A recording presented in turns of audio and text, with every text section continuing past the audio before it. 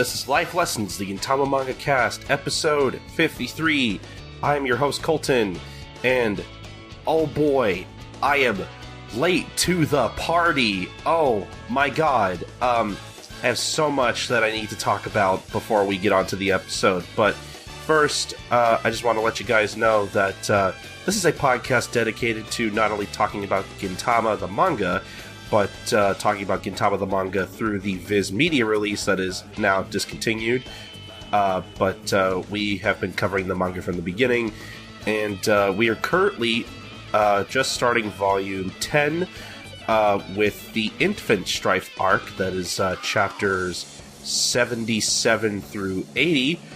And on this episode in particular, we are going to be covering chapters 77 and 78 of the manga, and afterwards covering the life lessons, so to speak, the chapter titles of both 77 and 78 in the life lessons segment. And on this episode in particular, we have special guest, unofficial translator of Gintama, I guess technically one of two, Bomber D Rufi, otherwise known as Sakaki on Twitter. Yeah, so I have a lot to explain just before we go on to the show, because it's been a trip. It's just been a whole process trying to get to this episode of the podcast. Not only because I had so much audio to take care of, and that's another thing. I know I've kind of been going back and forth between, I'm going to release this in parts, I'm going to release this all as one episode. Yeah, so I'm sorry for kind of going back and forth on that, but I think I have made my final decision to release this in parts, because of a lot of reasons. One being, I have been so swamped with other podcasts, mainly from allcomic.com, that I just really haven't had the time to finish this episode. I basically have this first half done, so I think what I'm going to do is just give you guys this basically our first half of our Infant Strife arc coverage, and then hopefully get the second half done and ready in time for the week after I release this episode.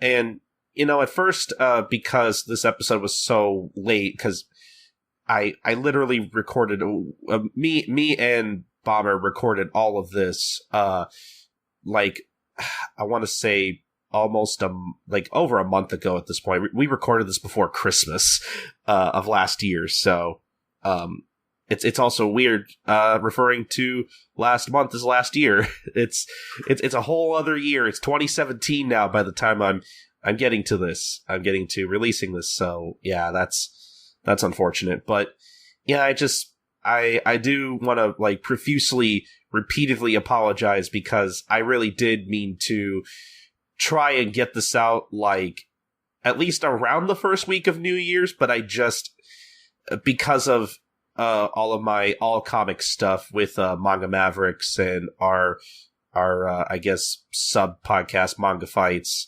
I ended up basically editing something for All Comic every week, and it just kind of took up all of my time from this show, which, of course, I think is a bit unacceptable. But hopefully now that I am only editing about 2 episodes of Manga Mavericks per month, that'll basically give me more time to edit this podcast, and I'm going to try to make up for lost time here, and because I do have I basically have enough audio for about 2 more episodes to release, but I think after this episode, I'm going to try to release whatever I have at the moment weekly until I catch up with whatever I have in the backlog. So for now, I want you guys to enjoy the first half of the Infant Strife arc with me and Bomber on this episode. And then hopefully in the next week or so, I can get that second half of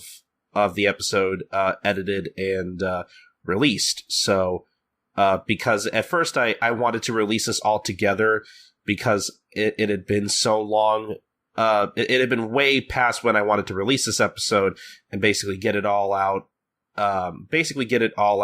In one session, but like the more I thought about it, I realized that the episode probably wouldn't have been nearly as digestible that way, and you guys probably would have ended up having like definitely about 5+ hours of audio to listen to in one episode, and I don't really think anyone wants that. My podcasts are already super long enough as is, so I don't even know how long this first half is. I'm going to say probably at least 2 hours, which I think should be enough to tide everybody over for now while I get the rest of my stuff edited. So yeah, I hope everybody can forgive me for the the sudden hiatus, but again, I should have more time to edit the podcast now that I'm not editing as many podcasts for all comics. So yeah, I hope you guys enjoyed this episode.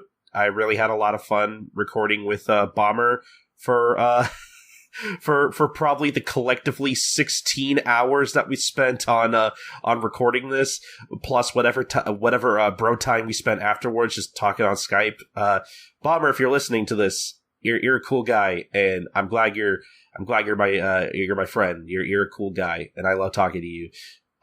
Hopefully I can have him on the show again soon.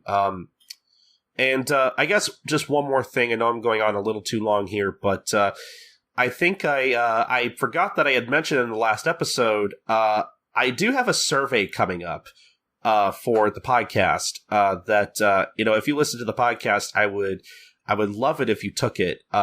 It's basically a survey just asking you guys what you think of the podcast and how you may have found it, where you listened to it at, who would you maybe like to see on the show more. I think if you don't see it after this episode, it'll definitely be up with the next one. But just keep an eye out. I will be leaving a link for that, not only in the show notes, hopefully, but on Twitter as well. If you want to follow us on Twitter, that's at Gintama Manga Cast. That's GINTAMANGACAST, Gintama Manga Cast. So please take that survey. I'll probably have it up for about a month or two, probably until about our anniversary, which would be during April. So please take that whenever you get the chance. I would love to hear you guys' feedback if you listen to the podcast at all. But yeah, so I think that's about it for all of my excuses and housekeeping. So I guess just enjoy this episode, and I'll catch you at the end of the episode and do all my usual plugging stuff or whatever. So yep, enjoy the episode, guys.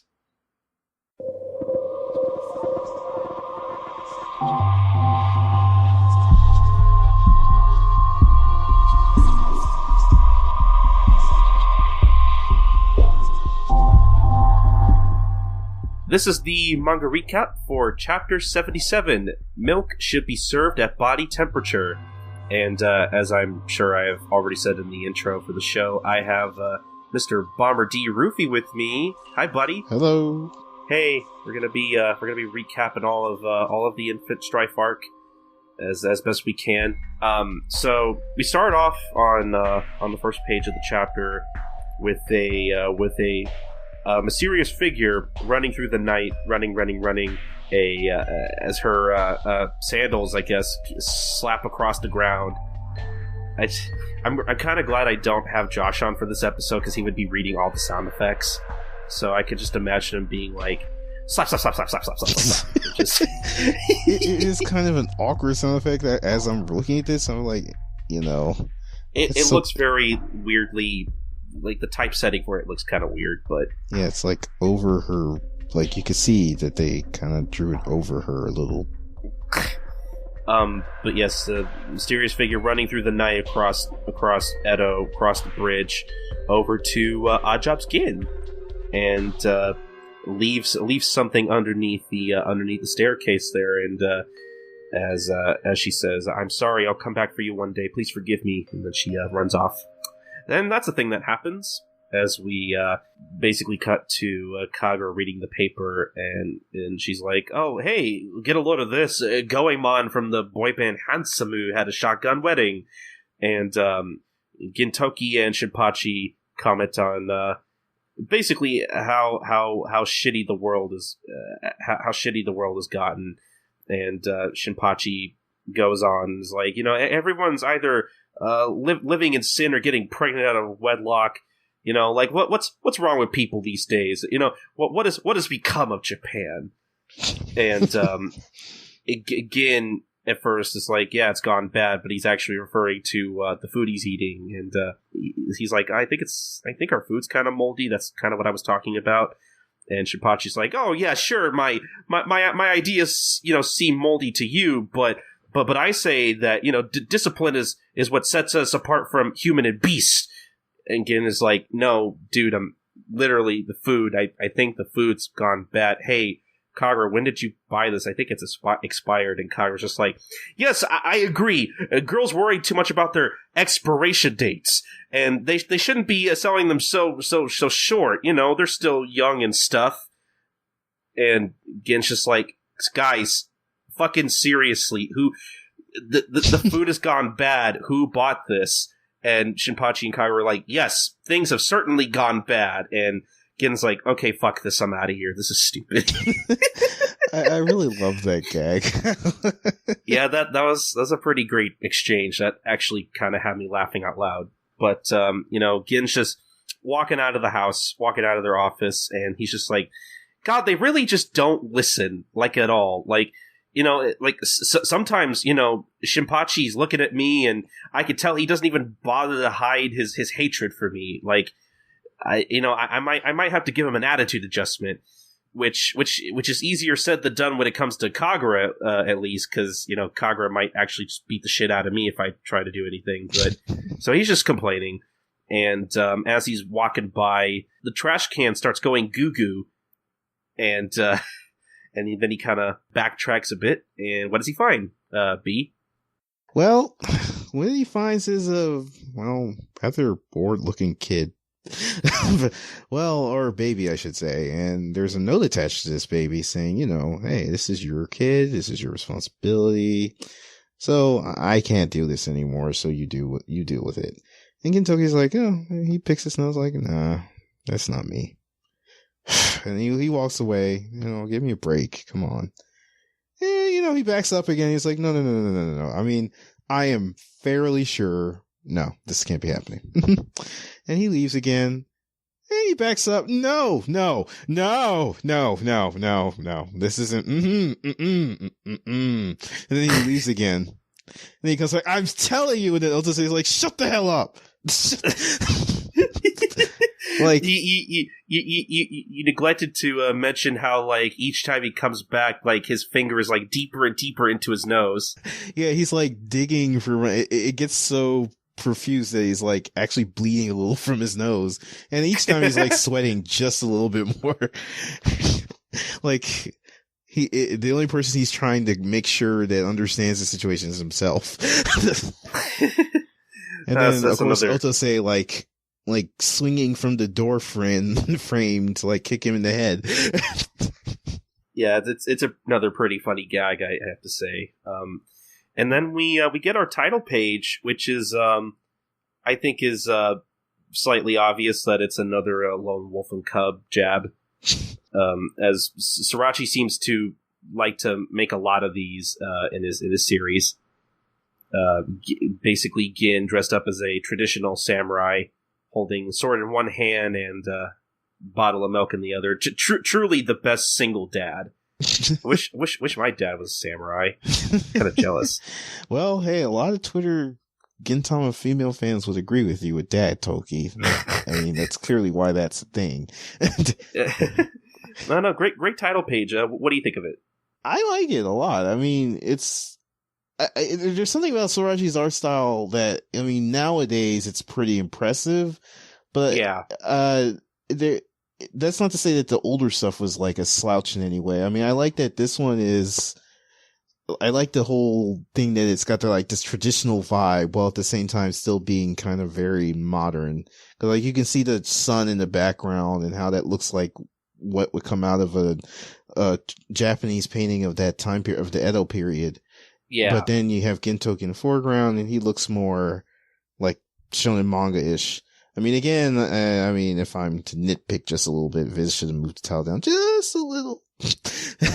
Cause you can see it's like on Gintoki's leg. I guess now that being part of Scanlations, I'm nitpicky about this stuff. Yeah, I could see that, and I like the angle that the ground's at too. It's nice and diagonal. It's a nice, nice angle. Yeah. But after that, we basically get a shot of the baby, and he looks very bored. Just doesn't really give a shit about what's going on around him, which is great. And basically, Shinpachi and Otose are like, "Oh no, he's gone and done it. Oh no." And Otose is basically like, hey, I knew you were kind of a piece of shit, but I didn't think you would like sink this far. I didn't know you were like a deadbeat dad. Like why are you, what happened, Gin? And Gin's basically like, I'm not the dad. Like, I'm innocent. And then Shinpachi's like, well, why'd you bring him home? And, or like, you know, why'd you bring him inside? And Gin's like, what do you want me to leave him out in the street, Shinpachi? Ask a stupid question, get a stupid answer. Which, to be fair, that is just like, what the fuck else is he gonna do, Shinpachi? Like, I mean, it's a good point. It really is a good point, and I love how we're kind of rewriting the dialogue as we go along. Yeah, I used to like I used to get on my friends for like reading the dialogue word for word, so I try to do my best to kind of like summarize a bit here and there, kind of editorialize. You know, I thought about maybe getting into the translation business, and I figured with you here, you could kind of like, you know, help teach me along the way, because, you know, I want to be a big strong translator like you one day. I'm neither big. I'm just big. I don't know so much about strong. But depressingly so. But yeah. I mean, this I'm liking what's going on this page. But yeah, do continue. Yeah, I was just gonna say Kagura is just very fascinated by this young child, and basically everybody's just kind of like, hey, come on, like, you're not fooling us, Gin. Like, look at that soft, wavy cat-like hair and that arrogant expression. He is literally your kid. He literally looks like you. And Gin is just like, well, you know, don't put that on me. Like, I would never intentionally pass on like my naturally wavy hair to the next generation like that. You know, what kind of parent would do such a thing to their child? It is basically a sin against God. I hate it.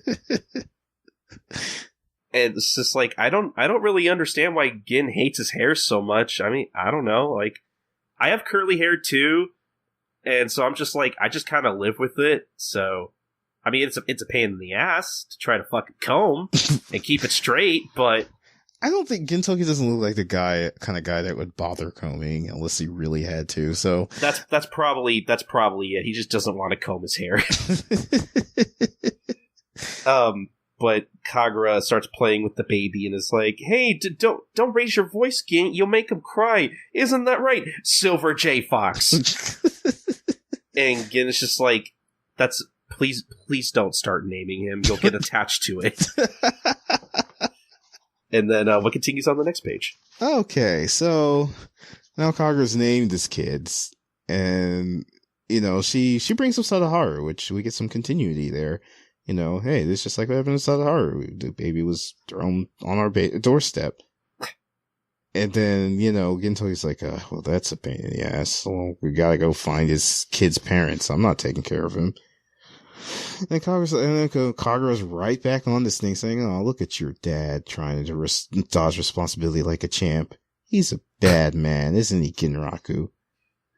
And then Gintoki says, oh, don't call him that. That sounds like the name of a comedy act. Which, I mean, translator note, basically Kagura's combining the first kanji in Gintoki's name and the last kanji in her name. So, which would come up with Ginraku. Okay, so I was wondering if like there was actually a comedian with that like similar name. it does sound like the kind of name that a Japanese comedian would give himself, I guess, kind of like how our comedians here would give themselves stage names. It does sort of sound like that, but there's no actually, at least I'm not sure. Let me walk that back. I don't know if there's a comedian by that name, but okay. The intent is probably because, like I said, that's just a combination of their two names in kanji. So, okay, yeah. I'm not sure why Kagura is secretly kind of shipping herself with him, but okay. Oh, don't give the people ideas. Listen, no, Sorachi put it there. Okay, it was there in the original Ginraku. Why would she name herself that? Why is she the mom? Anyway. Well, I mean, if she was the dad, it'd be. I mean, I guess she could be the dad. She's masculine enough. I really think in that relationship she would be the one wearing the pants, because as Gintoki admitted at the opening of this chapter, he would get his ass whipped by her. Pretty much, yeah. So yeah, the baby's not feeling that name at all, which, hey, I don't blame him. He's wiggling around and, making goo noises. And somebody asked, maybe he's taking a dump. And then, if I remember correctly, this was Kagura in the anime saying, maybe he wants some milk. Is there anybody here? No, that's Catherine. Shinpachi. Shinpachi. Yes, you're right. It's Shinpachi. This is another one of those things where if we didn't already watch the anime, we would have no idea, because the panel, it's just a panel of of a shot of outside of the pub, and just seeing random Edoites walking around, and we have to because everybody's particular dialects or way of speaking doesn't really come across in English. We're just kind of left to try to figure out who the hell's talking. Yeah. So it's a real pain in the ass if you haven't already seen the anime. But yeah, that's Shinpachi, who's oh, maybe he wants some milk. Yeah. Shinpachi's one saying, yeah, I remember now. I guess just as a side, it's kind of interesting to see how the anime actually differs from the manga in some cases when it comes to panel work. Yeah. Because Sorachi's back then was big into using words to tell a story rather than pictures. Yeah. The anime had to kind of, make up for that, because they couldn't have just BG with picture. Well, they could. It would probably save them some money, but it wouldn't be very interesting. So they had to kind of change that up a bit, so we got to see the characters interacting. But yes, Shinpachi's oh, okay, is anybody here lactating? Clearly showing his, superior knowledge of the female body.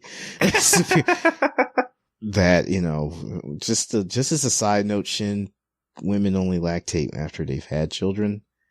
So, but anyway, wow. And then, Kagura also, well, I guess even if you're born as a girl doesn't mean you know much about how girls work. Because she's yeah, oh, well, wait, I'll try to make some milk. I feel like some could come out now. And, I don't remember, so I'm not going to try to remember, but it's when somebody's what are you, a cow? You can't just turn them on and turn them off. Yesterday, you thought you could shoot fireballs, too. And then, okay, this is Catherine. I remember this much. Yeah, this is Catherine. Then, Catherine's oh, wait, I think I'm making milk, too. It's so strange. I've had an upset stomach since yesterday. And then somebody's that's not where milk comes from. It's diarrhea. There's got to be some milk around here. Heat it to body temperature. That is so gross. Not as gross as this week's chapter, but anyway. Baby's drinking milk from somewhere. Everybody's really impressed that this baby's taking a drink, and it makes me wonder, when did they get this excited when they're thirsty? Anyway, and this was always one of my favorite lines from Kagura. And I mean, this whole panel from Kagura and Gintoki is kind of amazing.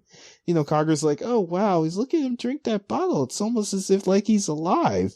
And then Gintoki's yeah, no more baby for you. That's such a funny moment. I mean, I kind of get where Kagura's coming from, but it's still just a really weird thing to say. And then Gintoki's casual, just like, yeah, do not give that child to her anymore. It's pretty good. And then he was like, yeah, and then everybody's crowding around this thing, which reminds me of my mom, when we're like, why is it you only come around to play with your siblings when I'm holding them? But yeah, everybody's like obsessed with this kid, and they're like, let me hold him. No, you're too young. Come back in that 100 years. Quit pushing. And then let's just say, it's like, back off, leave the grandma. I know all about babies. I mean, I kind of liked it in the anime where, like, in this panel, it's like everybody shoves Gin out of the way. Or in the manga, it's kind of like he's just out there somewhere. But anyway, Gintoki's like sitting there with this expression like, oh my god, this is happening. This is not good. They look really happy, and that's not. And then, then they've got like a carousel from somewhere. Yeah, like Otose just has like all this baby stuff. I wonder like why she just has all this stuff. I wouldn't be surprised if some drunk snack customers just gave her shit to pay for their tab. Maybe, yeah. I mean, Otose's got influence in the town, so I wouldn't be surprised if people just gave her shit. Probably, yeah. So, yeah, she's like, oh, they got a carousel out, and of course Otose's acting all tsundere. I just happen to have this lying around. Stupid brat. Not like I wanted to give it to him. And then like Catherine's like, yeah, with a smile. Yeah, I hate kids.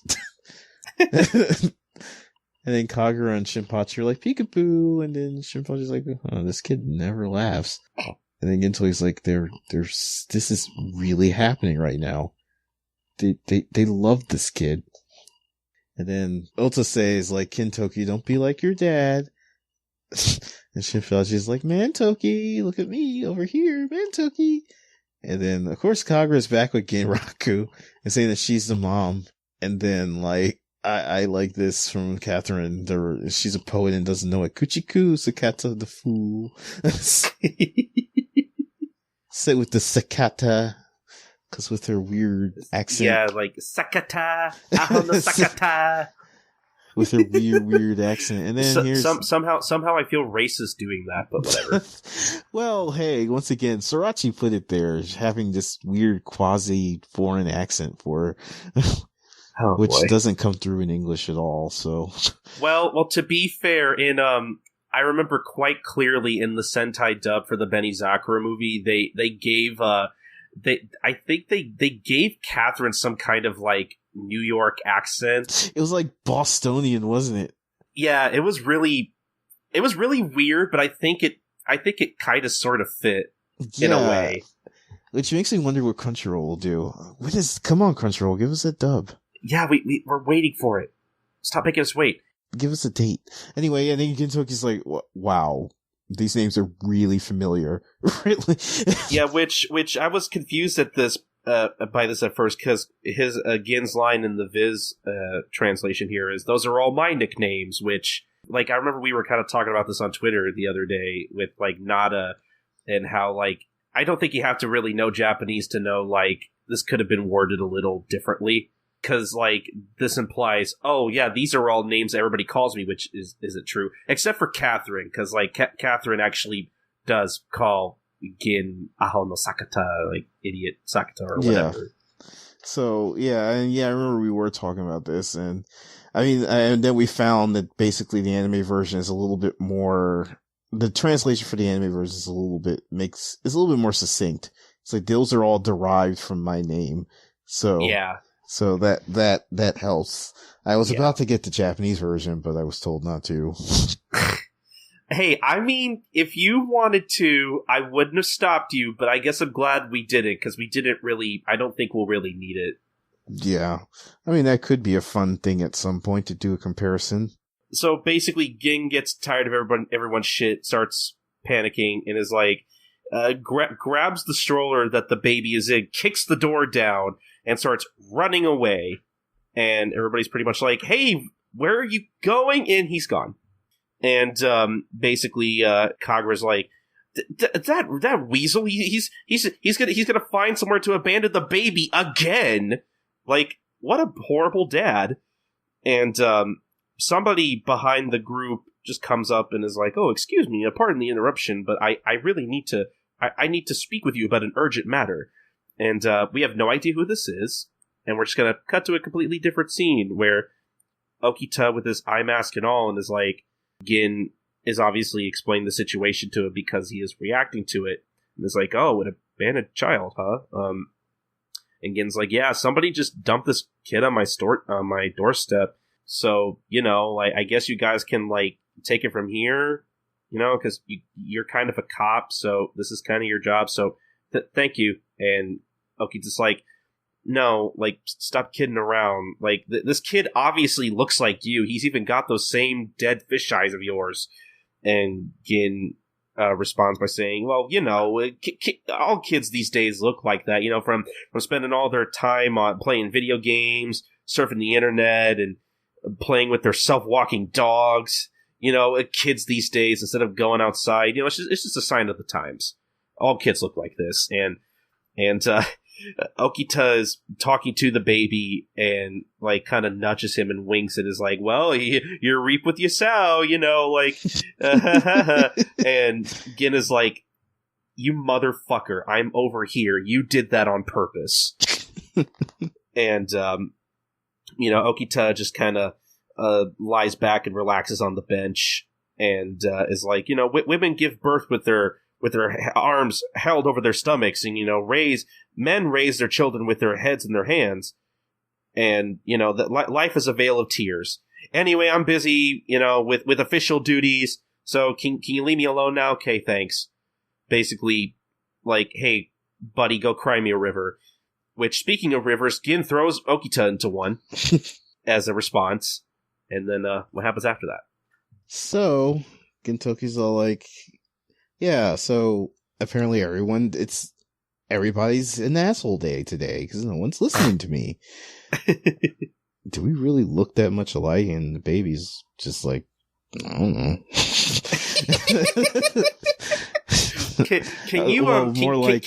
Can you contact Crunchyroll and tell them that you want to voice the baby for when they get to this arc? I like to give it a shot, or at least help them translate it. I mean, hey, if I had to confess a secret thing I wanted to do, voice acting would be it. I actually really would like to get into voice acting. You need to tell them specifically, "Hey, I want to voice that baby," and they'll be like, "I don't know if the fans will even be angry at that. They'll just be more like, what the fuck?" And you just be like, no, it was my life's calling to voice a baby. I was old enough for baby geniuses when that came out, but I was I missed my shot with that and the sequel, which I don't know why they made a sequel to that, but whatever. My point is, I want to voice a baby. I feel like if anybody at Crunchyroll's listening to the show, they should know that this is a big joke. And I mean, if you're gonna cast me as somebody, you probably shouldn't. No, B. Obviously, this is not a joke. I am going, as soon as we're done recording the show, I'm going to go to change.org because those petitions always work. It's been proven. They got Danny DeVito to voice Pikachu in that fucking Pokemon game. I don't know why we can't have you, a grown man, voice a baby. Well, I wouldn't be surprised if it happened. If I get the phone call, I will thank you. Hey, Crunchyroll, our people will talk to your people, but for now, we got a show to do, so please continue with the next 2 pages for us. So, alright, so after the baby's like, anyway, we get Tai, and Gintoki's got a face that's like, oh my god, this is the last person I want to see. And she's like, "Oh, you're working hard, are you? Or hardly working? Either way, it must be tough." It must be tough in a hot day like this for you. And then Gintoki's like, "Yeah, no, I'm babysitting, bye." And then Tai's like, "Wait, Gin?" And then she says, she's ordering Azuki Beam, Ice Pop, and Haagen-Dazs. And then the shop owner's like, "Ma'am, that Haagen-Dazs is way too fancy for a place like this." And Ty's like, "Oh, go get some." He's like, "Okay." And then the dude's like, "Yeah, okay, sure. 1 minute." And Ginto's like, wait, no, you don't need to do that at all. No, don't go through the trouble. And then he's like running as fast as he can. I really don't want to deal with this right now. If she thinks that this thing's my baby, then I can't. All hell's gonna break loose. And then Ty's like, hold on. And then she launches that ice cream at him. And Gin manages to duck out of the way and splat. Well. Right in Sat-chan's face. And then Gintoki's like, oh. And, he's checking. He's like, hey, you okay? Sat-chan's just kind of standing there first, and then she sees his baby's bored expression and has new type reaction. Yeah, for someone who just got thrown a fucking ice cream bar at, she seems pretty unfazed. Yeah, I would literally be like, fuck, ow! I mean, thankfully it looked like it was pretty soft because it like literally splatted all over her. But anyway, so yeah, Sat-chan has a reaction to the baby, and she's like, "Oh, I see. I didn't realize you two were a couple." At which obviously Gin and Tai are a little taken aback by that comment, and Sat-chan just keeps going on. "Oh, I feel so stupid. I've been such a silly clown." I think you should voice Sat-chan. Oh, well, it's funny because it's really funny that you say that. I don't know if I told you this, and people who listen to the podcast are already aware of this, but when I had Josh and Nada on, I think I made like some kind of joke. I was reading Sat-chan's dialogue during the Go Ninja arc or something, and I was like, yes, I think Josh made some kind of stupid joke, and like I said something like, yeah, see, I'm voicing Sat-chan for the dub of Gintama. That's never going to happen because we recorded that like a month before Crunchyroll made their announcement about the dub, and I didn't release that episode until after the announcement was made. So I was literally just like, well, I got egg on my face. I guess I have to voice Sat-chan now. So it's just really funny that you say that. You should. I think you were born for the role. No, well, I don't know. I can't near. I don't think I'd be able to scream as much as Sat-chan would require me to. Sat-chan would require a like Funimation DBZ veteran to be able to voice her. Like, have you heard how much Yu Kobayashi screams? Yeah, I think that we would just be better off having a Kickstarter to teach her English. Okay, yeah, we need to fund a Kickstarter. Maybe have Christopher Sabat come over to my house and like direct me like I'm trying to voice a character in Dragon Ball Z. And then maybe I'll finally have the experience I need to voice Sat-chan.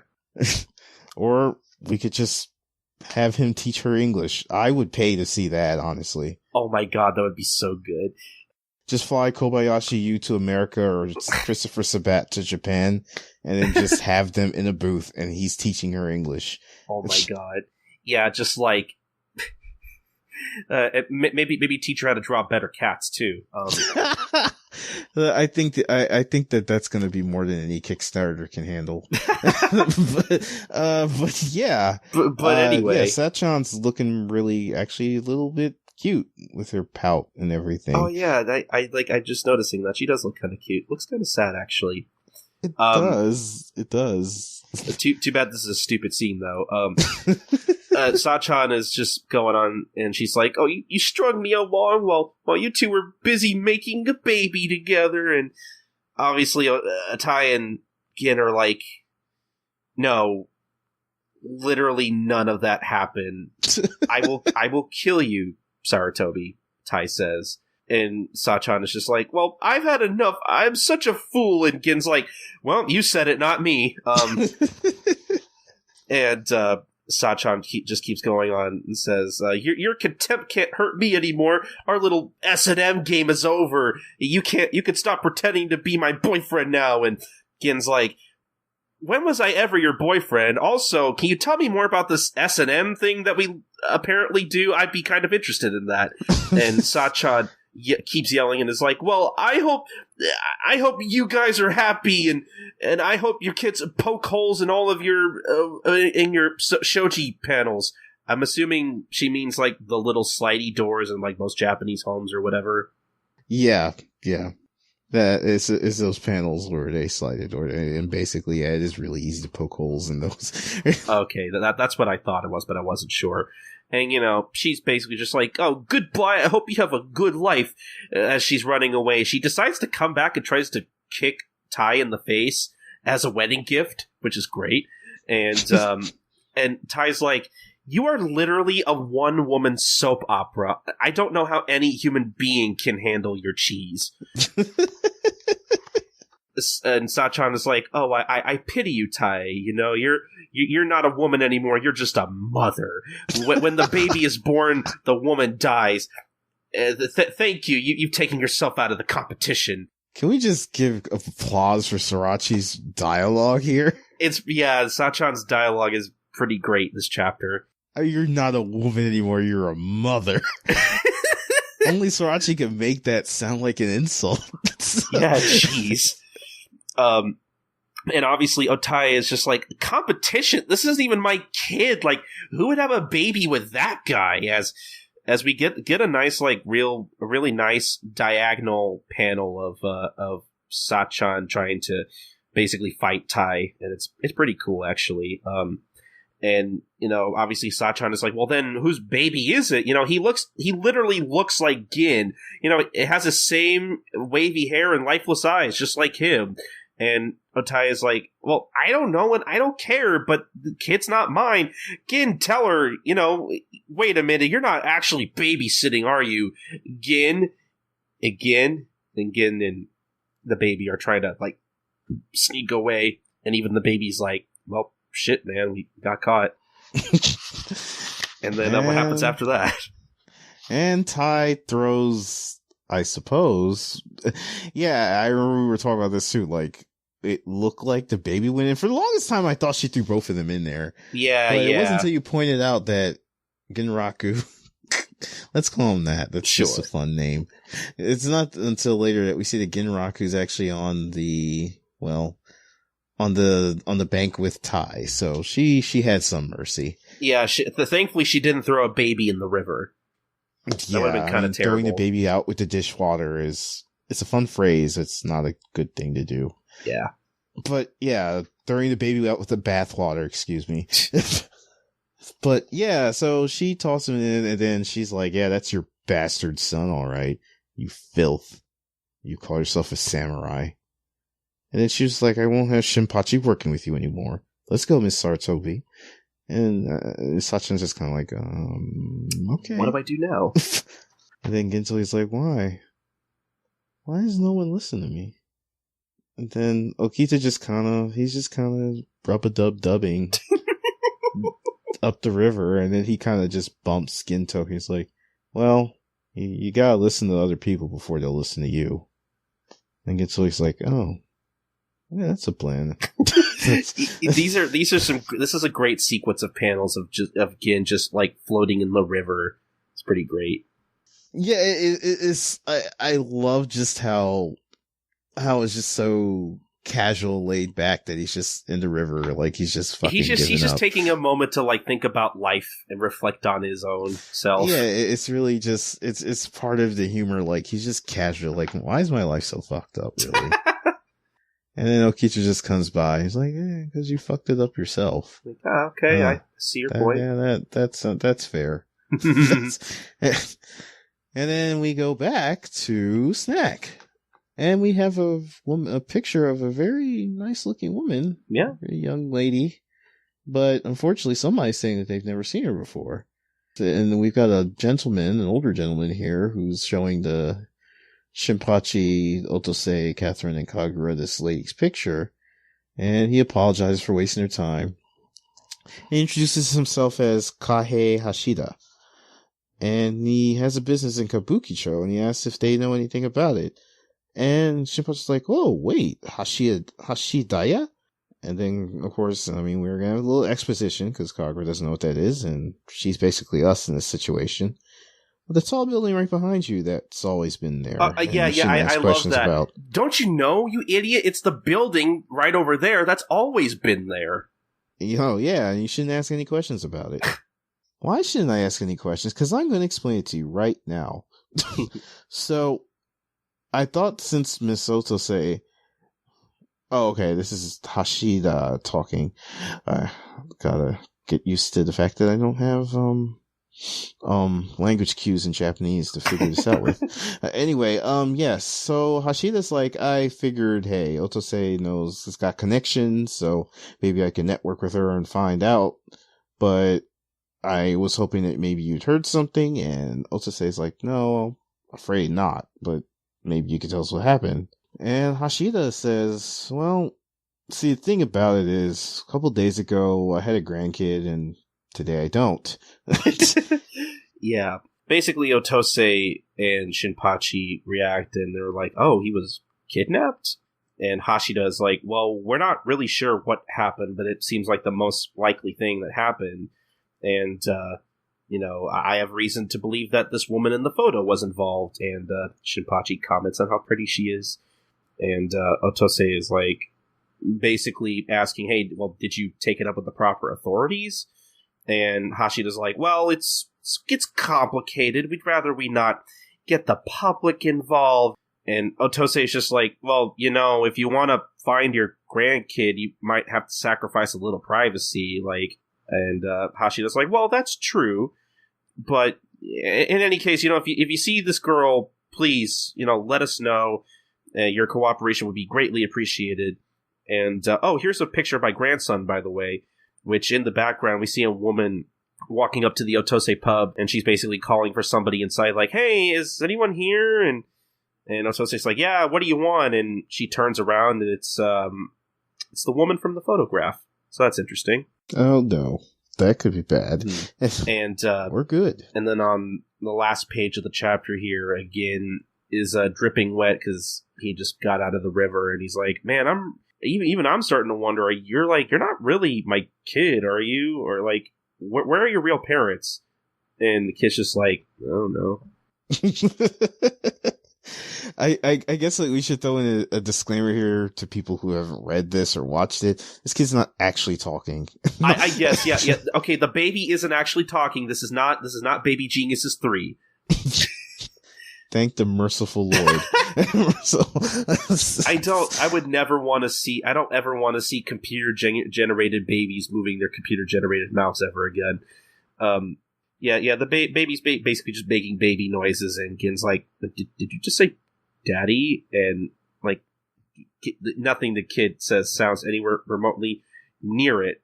But while they're walking, a bunch of these rogue looking samurai basically stop Gintoki in his tracks, and they're like, hey, you, why don't you stop right there? Why don't you take a load off? And Gin's like, man, you got a lot of dads. Fuck. And that's the end of that chapter. So, any thoughts on this chapter in particular before we move on, or? Just a really quick one. I mean, yeah, go ahead. Interesting, like, that it ends that way. I mean, a lot of times when I'm reading these things, for any manga that I'm reading in volume format, I always kind of try to imagine what it was like when it was running in a magazine. To have the side text, like, reading whatever the editorial staff wanted to read this week. Yeah. So, and it just seems like an odd place for it to end. I guess this probably goes to what Sorachi would say about him never having enough pages for what he wants to do. Yeah, because the last page doesn't feel particularly like... I mean, it is a cliffhanger, but it doesn't really feel like a cliffhanger. Like, yeah. It's not... Like, the page doesn't feel as tense as it could be. Yeah, and I mean, I feel like that's one thing that weekly manga has that's really, a great... it grabs your attention, because it's just like, that last page is like, I need to see what's going to happen next week. I mean, there is a sense of, like, intrigue there, like... This is one of those stories in the manga where, like, it starts off pretty mundane. It starts off kind of like a normal, odd job kind of thing. And it, at some point we find out, oh, there's actually more going on here than we realize. And I feel like that's kind of what the end of, like, the very last two pages are basically supposed to be, showing us, with Hashida coming and interrogating, Otose, and then Gin running into these random samurai or whatever. Okay. That, but like, like there's some intrigue in there, but it doesn't feel like, oh my god, I gotta read what happens next. It's more like, oh, that's interesting. Yeah, it's almost like it was specifically written for volume format, where it's like, yeah, I know I'm gonna have another chapter, so you know you're gonna have another chapter right like the next page. So yeah, there's no real need for me to really go out of my way to provide thrills and spills for you. But no, just to kind of like round off my thoughts, I thought this was a funny chapter. This was a lot of really great like back and forths, a lot of great dialogue, a lot of great gags. I like how any arc starts off. Like it starts off as fairly comedic, a lot of back and forths, a lot of gags, and then near the end, we like the story actually starts to get going.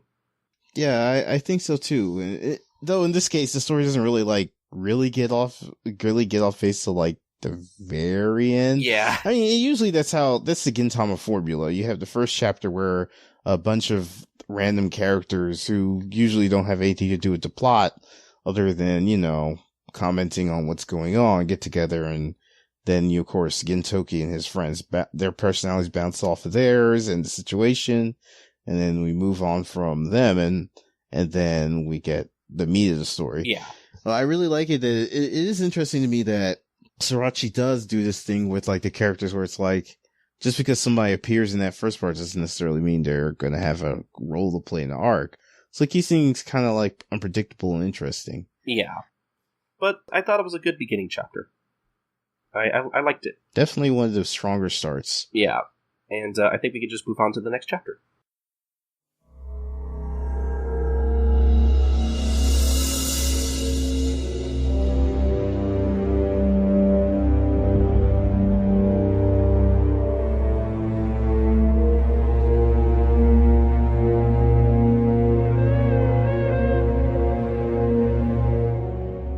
This is the manga recap for chapter 78, The Maid Saw Everything. So, B, can you start off the chapter for us? What's going on here? So, we open up the chapter with, our lovely lass struggling against lackeys. And you get a free alliteration there. And Hashida's, he's kind of hot under the collar here. He's calling her a wicked girl, and he wants to know where Kanshiro is. Shichiro. I hate that name. He's going to be Ginraku to me. But yeah, Our Lady of the Hour is not speaking, so Hashida goes and upside her head. That's not cool. I'll just say it's like, whoa. Slow down. If you keep hitting her like that, she's not going to tell you anything. I find it interesting that, like, in any other manga, I feel like the characters would step in, but Kabukicho is just that kind of place. That people just kind of mind your business. I mean, the worst that we get from Otose is just kind of like, whoa, slow down there, buddy. You're not going to learn anything from her if you're beating her up. Yeah, exactly. And, Ashita says, my bad. Got a little heated. But this is a family matter, so I'm gonna bounce. We're gonna deal with this ourselves. And then we get an interesting panel, dark colored panel, where Hashida, whose eyes have been closed, like the gentleman he's supposed to be this whole time, they open slightly. And Otose is looking at him too. Now, I don't think this is love at first sight. I think Otose knows the score. Yeah, very. I like the old person stare off here. It's pretty intimidating almost. Yeah, it's really it's kind of intriguing because it's like, I like that it's the subtle way it shows Otose's character without screaming. She knows what's up. It's kind of like it's gonna rain. Yeah, and I feel like in a less carefully written manga, Otose would be like, "I'm watching you." Yeah, or I'm suspicious. Basically, she'd say what's on her mind, and I think one thing that really makes Otose's character work is that she doesn't do that. Yeah, every panel she's kind of in for something like this, it's always very subtle. Yeah, we were like you had mentioned in the last recap how, like, at this point in the manga, Sorachi is a little more used to telling the story through dialogue than through the art, and I feel like this is one of his few moments in the earlier run of Gintama where I think this is a good example of him kind of basically sort of telling the story through the art, because basically, like we were just saying, like we could tell that Otose knows that something's up, but she doesn't have to say it. Like, we could see it in her face. That, yeah, exactly. And that as well, that she doesn't step in and do anything, which I think says a lot too. I mean, I think both old people know. And then, of course, we're talking about Otose here, but we're not mentioning Hashida, who gives her the same look, the mean mug back. So he knows that she knows, but it's like, but you can't touch me. So I'm gonna leave, and there's nothing you can do. So at that point, they do leave, and Shinpachi gives Otose a look, and he's like, hey, you know what's up, don't you? And then on something I skipped was the lady that they in the picture. She gives them one last look back as they haul her in the car and haul her off, like what is she looking for there? And which we get to know on the next page when Catherine and Kagura are looking at what she had. They look at the picture that the old man had, Hashida had. Yeah, like when I first read this, I thought, like, I was kind of confused. I didn't see that Hashida already had a photograph of the baby, and I thought Kagura just conveniently found a photo. So I completely missed that detail the first time I read this.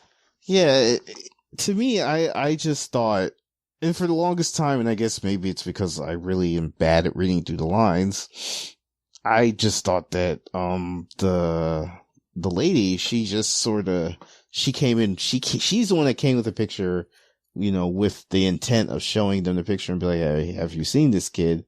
But of course she got interrupted.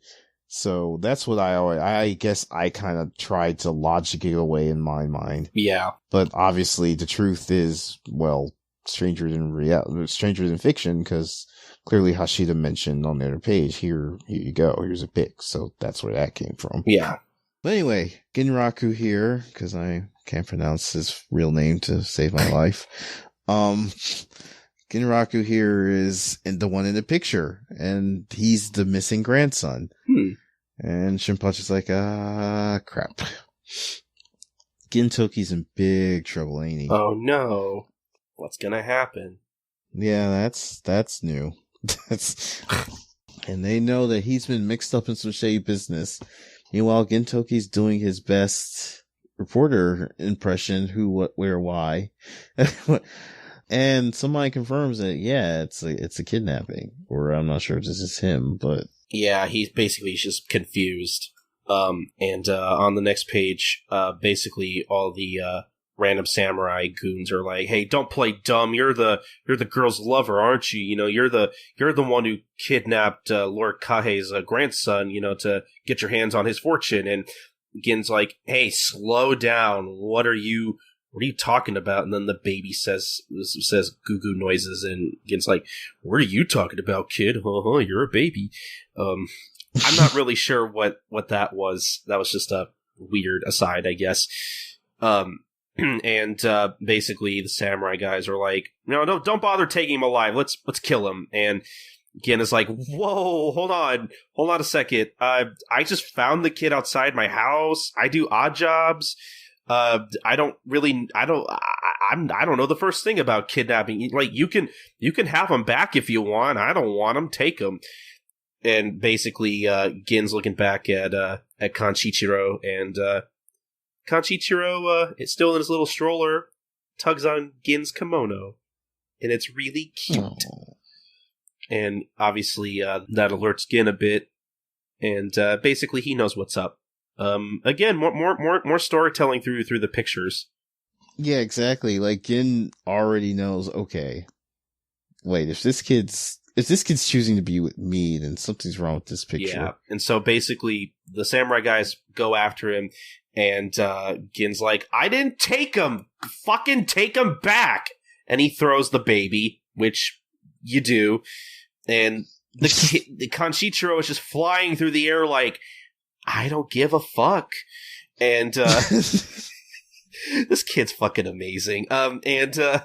Basically, the samurai guys are all like, whoa, he threw a baby! We gotta fucking catch him! And Gin crouches down while the kid's still in the air, and then what happens? He just slashes right through these samurai guys as if they're paper. Yeah, it's pretty cool panel. Yeah, it's this nice. Unfortunately, the SFX kind of takes away from it a little bit, but Vince did a pretty good job here. It's a nice kind of, again, diagonal panel with a straightaway shot. So, which is really interesting. I don't think I've ever seen, even the recent stuff, I don't think Sorachi does that. Yeah. Then we get a picture of Gin straight on, and he catches Ginraku. And as much as it should be smooth sailing from here, Gin then brings down a sword, and another guy's blocking him. Uh-oh. And this guy's like, wait a second, you fight, you must be good at fighting a bunch of guys at once.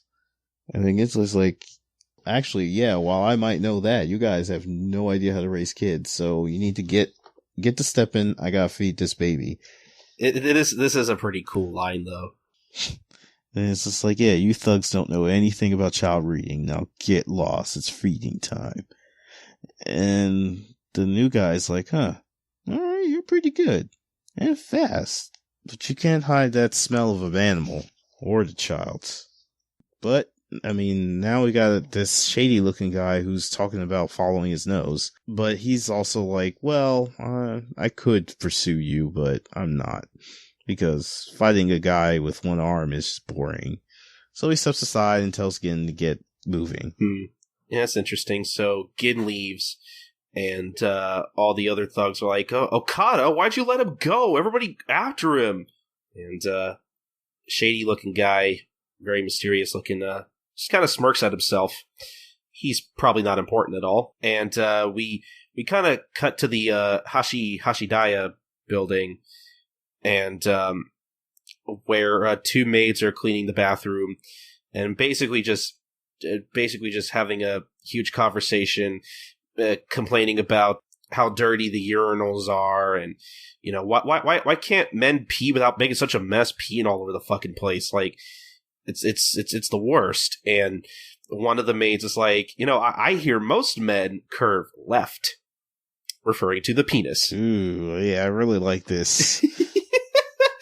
And I don't know how true it is, or Sorachi just BS'd up something.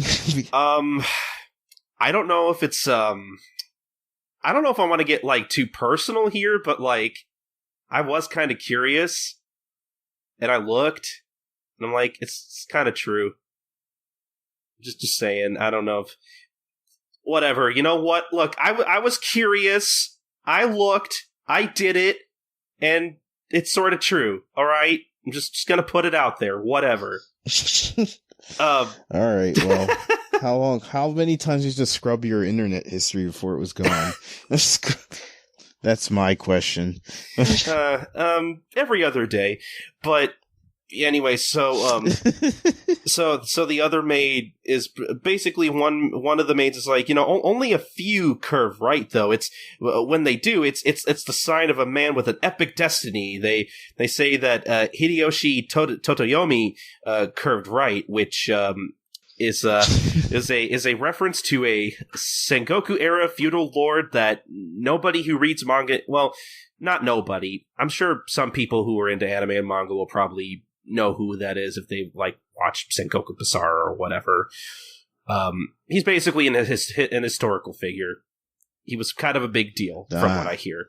Yes he was. Now, if Nada were on, she would be able to give a better detailed explanation of who he is. But I'm not Nada. Nada's not on. Nada, if you're listening, I'm sorry. This is the kind of stuff I have her on for. But one day I gotta talk to Nada on air. But basically they just keep talking, and they complain about how dirty the toilet stalls are, and they're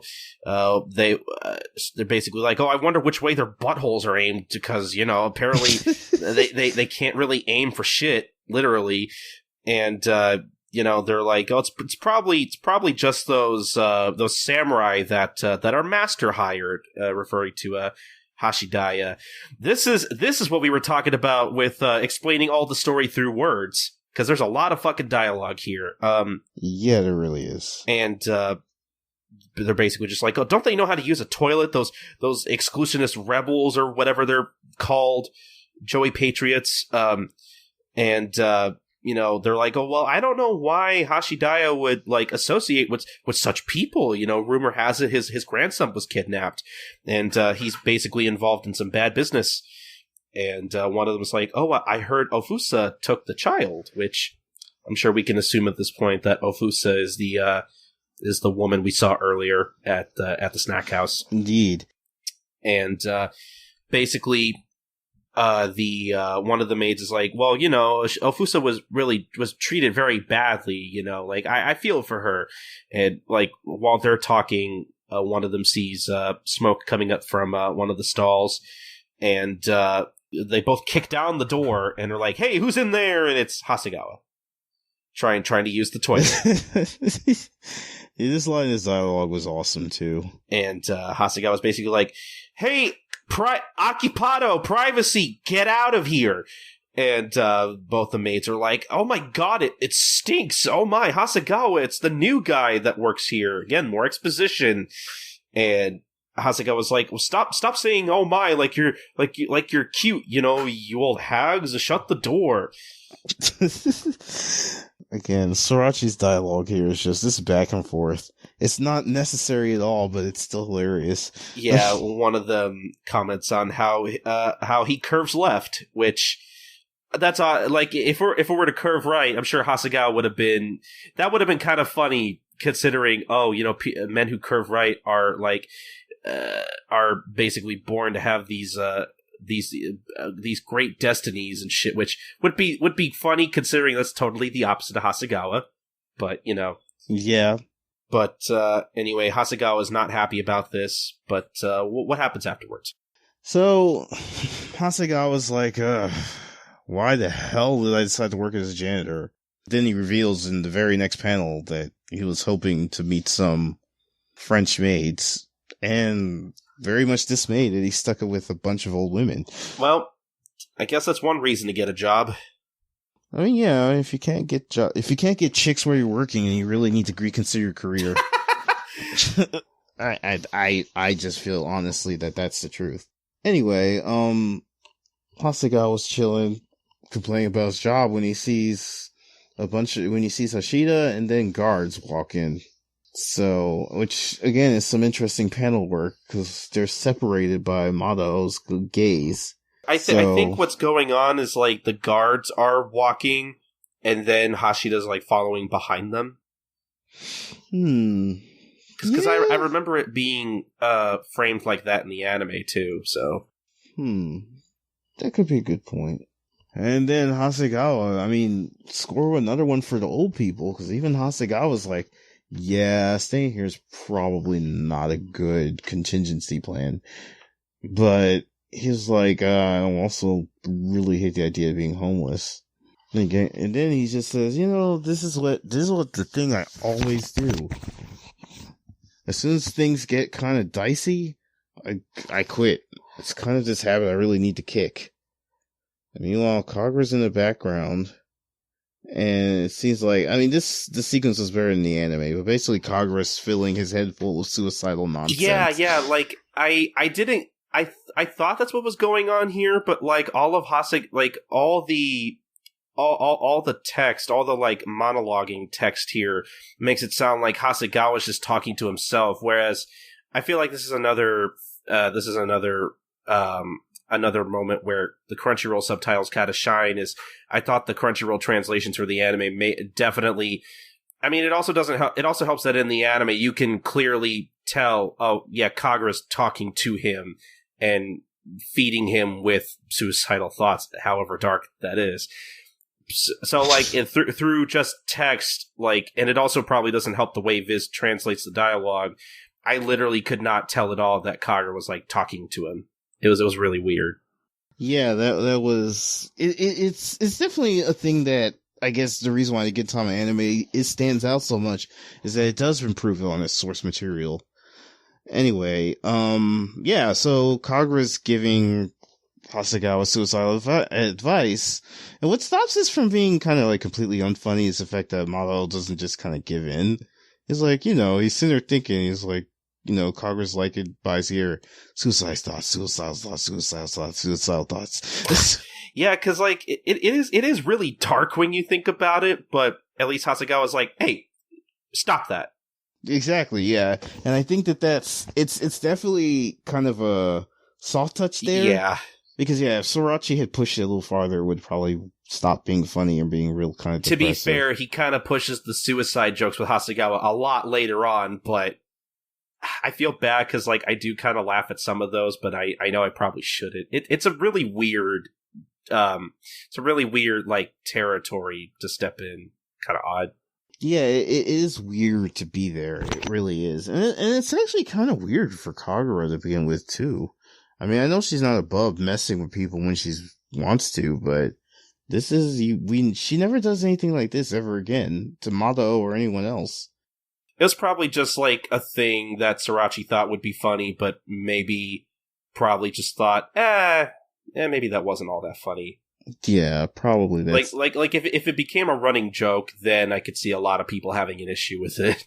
So, yeah, again, like we were saying, what keeps this thing from being really dark is the fact that Mado's in his head like, wait, no, that doesn't sound like the kind of thing I think to myself at all. And then he turns around and, oh, yeah, and we were actually talking about this before this call. Kagura's copula, the Aru, he actually picks up on that. I mean, in the Viz translation, it's translated as, And I guess for all intents and purposes, it does work here, because, I mean, the whole point of it was for the fact that Kagura uses it, and that's what kind of tipped Hasegawa off that, wait, my brain isn't telling me to do this. Wait, my brain doesn't say Aru. Exactly. My brain's not on alcohol. But, yeah, and then he turns and like, Shinpachi and Kagura is like, what the hell are you people doing here? Why can't I get away from you? And by the way, putting suicidal narration in somebody's head is not cool. And then, he's complaining, and Kagura just simply states the facts. I work here. Yeah, can't you see my maid outfit? Exactly. I mean, Hasegawa should just know. What, does he need a name tag too? And Shinpachi chimes in and he's like, oh, what are you doing here again? Did you change jobs? And the look in his eyes is kind of like, God, you just keep giving up and changing jobs.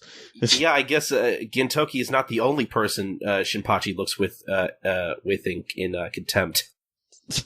Yeah, I mean, he's just staring Hasegawa down like, why don't you just give up? Maybe you should listen to those suicidal thoughts.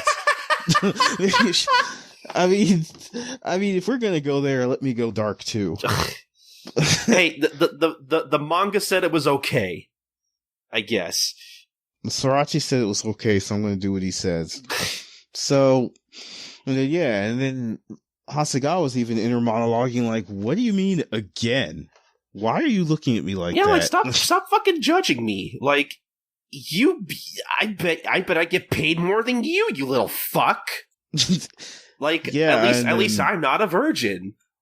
Oh, what are you gonna do to come back with that, Shinpachi? But anyway, yeah, Shinpachi's like, he just totally ignores Hasegawa. It's like, oh, by the way, I mean, we know you're busy at work and shouldn't be probably wasting your time playing with us kids. And this is probably your livelihood, and the only thing keeping you from dying a monkey's death on the street. We need you to lead us around. Yeah, we know you're on the clock, but like, can you show us around? Yeah, I mean, Otose will pay you back.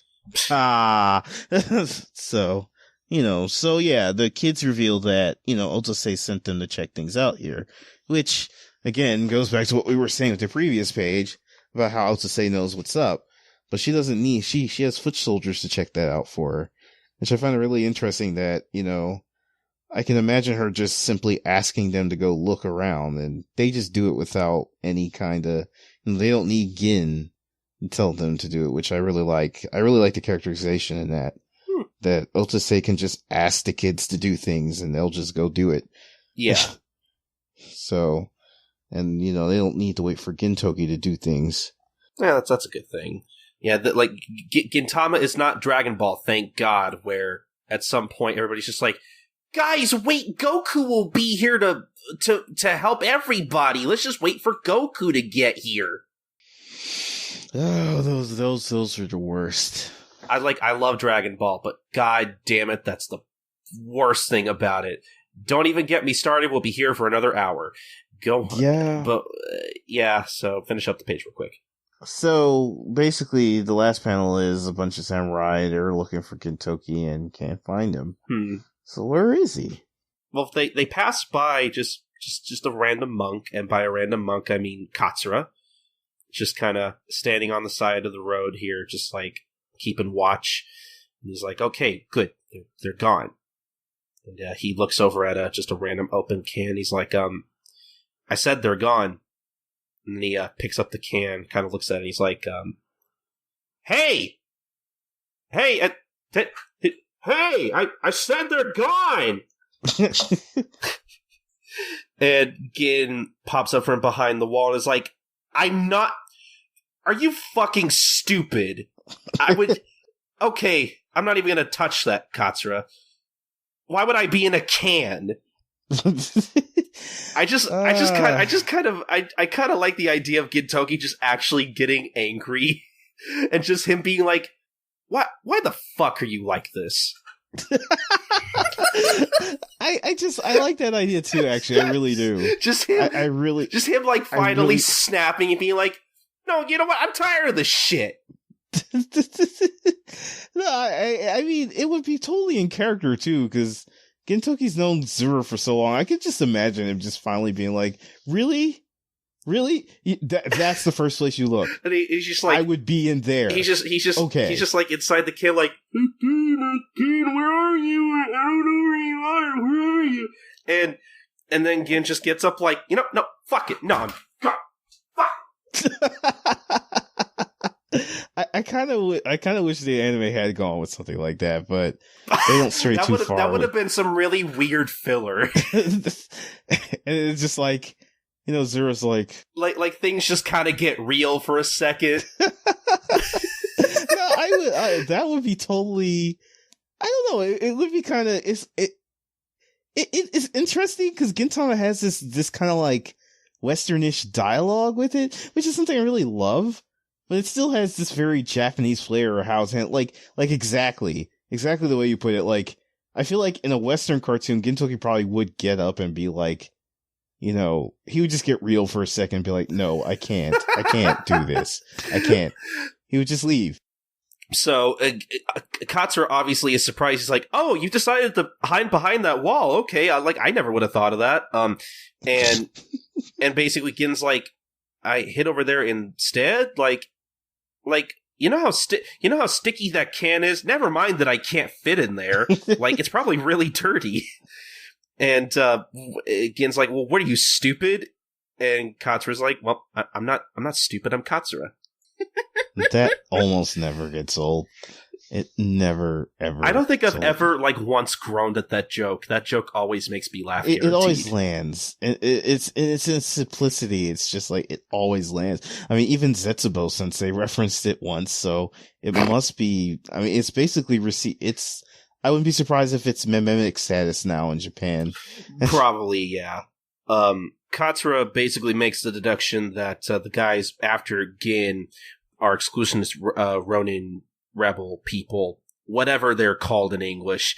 I just call them rebels because, every official English translation of Gintama, whether it be the anime or the manga, Viz calls them anti-foreign exclusionary rebel. I just call them rebels. Why did they? I never understood. I mean, I guess there's a prime example of why translating something out word for word it doesn't really work. That's such a mouthful. And even though these guys are only in this chapter and they don't serve any other purpose after this chapter, it's just a mouthful to say. I mean, no, but this is like a thing that they always translate. Like I've never seen them use. Well, no, maybe they have used Joey Patriot. I just haven't remembered. I don't know. I'm sure with how inconsistent Viz is with stuff like honorifics and like Japanese words and shit, I'm sure they've probably used Joey at one point. I just haven't really been paying attention. I don't feel like going looking back through the like past 10 volumes of manga I've covered on this podcast to try to look again. But anyway, so Katsura's like, yeah, they're probably rebels. You know, basically anyone wearing swords these days is either working for the shogunate or are basically rebelling against it.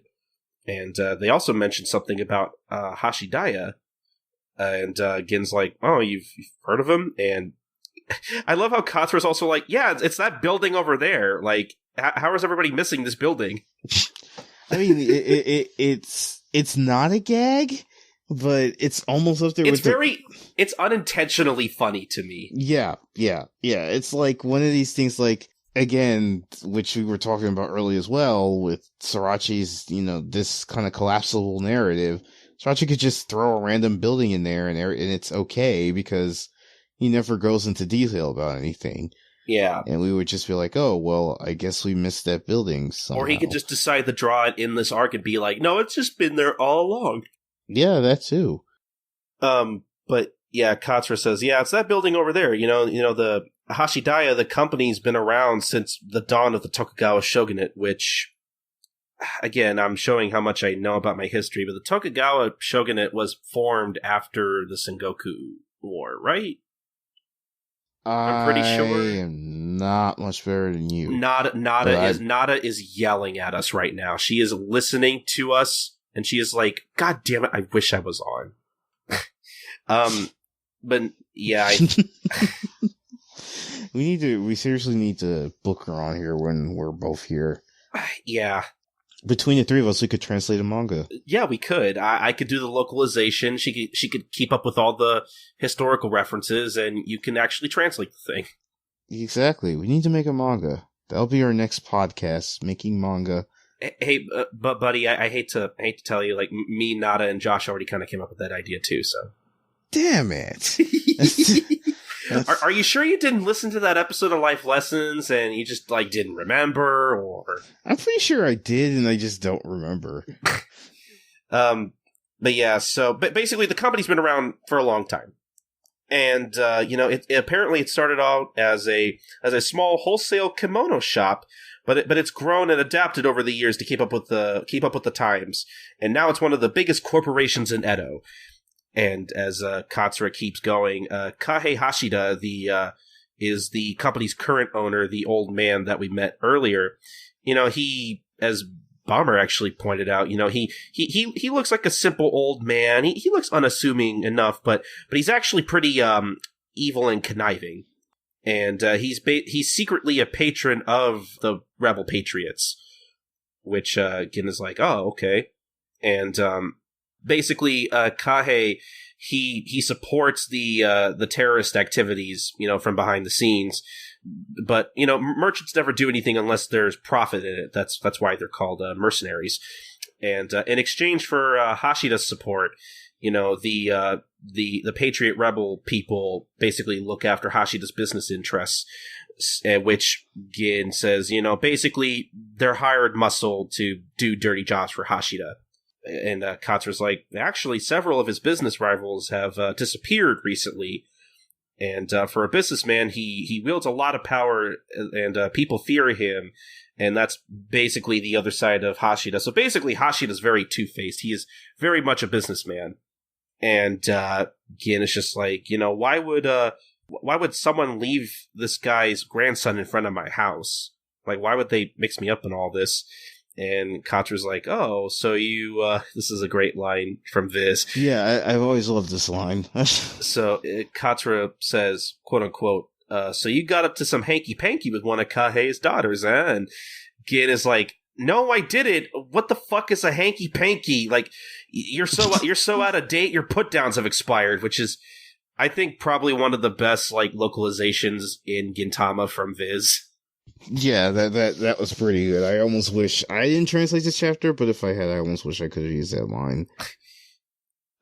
But Katsura, while holding Kanshichiro, is like, this baby has the same arrogant look that you do. It's a baby's job to cry all the time. And Katsura is like, oh, you're not doing your job, baby. Ha ha ha ha ha ha. Laughing at that baby's face for some reason. And Gin is like, hey, stop trying to make him cry, you fucking creep. And Gin is holding Kanshichiro and is like, anyway, if he cried all the time, on top of getting me into this stupid mess, I would actually throw him in the river like we thought Otai did. And, the only time a man should cry is if his hair is permed too tight, which, sure, Gin. You have good prospects in this area, much better than Shinpachi, so Shinpachi is worse than a crying baby. Thanks, Gin. Well, Shinpachi at least is better than being glasses. And Katsura is telling Gin to look down for some reason. Why is he telling him to look down? Well, it seems that, Ginraku has had a Gin accident. And I love Katsura's kind of like, casual way of saying, oh yeah, your baby shit on itself. And you, by extension. Wow. Meanwhile, Hasegawa is yelling at the top of his voice, maybe? But he's like, oh, you guys found this baby? Meanwhile, the conversation continues as the three of them walk down the hallway. Hasegawa is basically like, dude, you all have a death wish? Leave this well enough alone. But the kids are, of course, like, hey, we were paid to do a thing, so we're gonna do it. And especially after hearing that, no way we can just abandon her. Meanwhile, Kakura is sitting there bartering for something that she wasn't gonna get to begin with. I actually really like this line from Shinpachi where he says, what kind of samurai runs scared at the hint of danger? It's a really great line from him. Yeah, I found that interesting, that line. But yeah, mostly I'm just finding it hilarious that Kagura's like basically trying to get something out of this. Yeah, I love how indirect she is, and she's just she's just like, do you really think you could buy me off that easily? Especially with pickled seaweed. How many were you going to give me? Just hypothetically, how many were you going to give me? But it doesn't matter. Even if you gave me 5 boxes, specifically 5, I wouldn't have taken them. You asshole. And it continues the next phase where she's all like, was it 5? Was it 5? I don't want 5, but was it 5? I would prefer 6. Not that I would take them, though. I have my priorities straight. Not if it were 7 boxes, though. Not that I would want them. How could you? But things get kind of heavy when Shinpachi notices a room nearby and asks if this is where our heroine was taken. And she's being tortured. That somebody's throwing water on her. And another guy has what seems to be the rope. And Hashida's like, he's pretty much getting into some pretty kinky stuff. Oh wait, no he's not. He's actually just asking for his grandma, just, using a whip and other things and the water to drown Ofusa out. And Hashida's like, well, aren't we stubborn? Guess I'm gonna have to turn up my supervillain here. And, he mentions something about who's he? I don't know. But I think it's safe to assume that this he might be related to Hashida somehow. Because he says, what did he see in this shabby little servant woman? I never understood. It's a modern love story. Yeah, he mentions a person named Kantaro. Yes, Kantaro. Which interesting. In Japanese has the first kanji from Kanshishiro.